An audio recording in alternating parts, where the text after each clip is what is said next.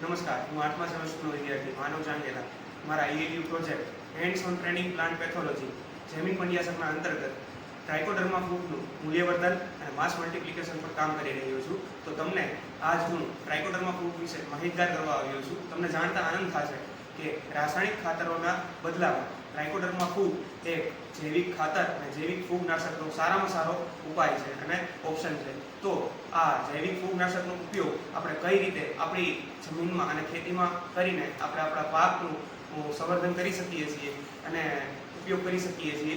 તો આ જૈવિક ફૂગનાશક બજારમાં પ્રવાહી અને પાવડર બંને સ્વરૂપે ઉપલબ્ધ છે, જેથી આપણે પાકમાં તેને પાવડર સ્વરૂપે તેમજ પ્રવાહી સ્વરૂપે ડ્રીપ ઇરિગેશન પદ્ધતિથી તેમજ પિયતમાં આપીને ઉપયોગ કરી શકીએ છીએ.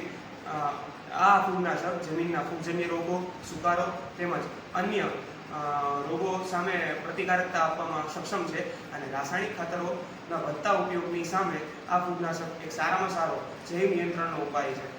જો જમીનની pH 6.5 થી 7.5 વચ્ચે હોય તો તેને વર્મી કમ્પોસ્ટના ખાતર સાથે મિશ્ર કરીને સંમિશ્રિત કર્યા બાદ જમીનમાં આપવાથી પાક ગુણવત્તા તેમજ રોગ પ્રતિકારકતામાં સારામાં સારો ઉપચાર છે. તો આ ટ્રાઇકોડર્મા ફૂગનું મૂલ્યવર્ધન સમજવું અને તેનો ઉપયોગ કરી જૈવિક ખેતી અપનાવી એ આજના આ રાસાયણિક ખેતીના જમાનામાં ખૂબ સારો ઉપાય છે.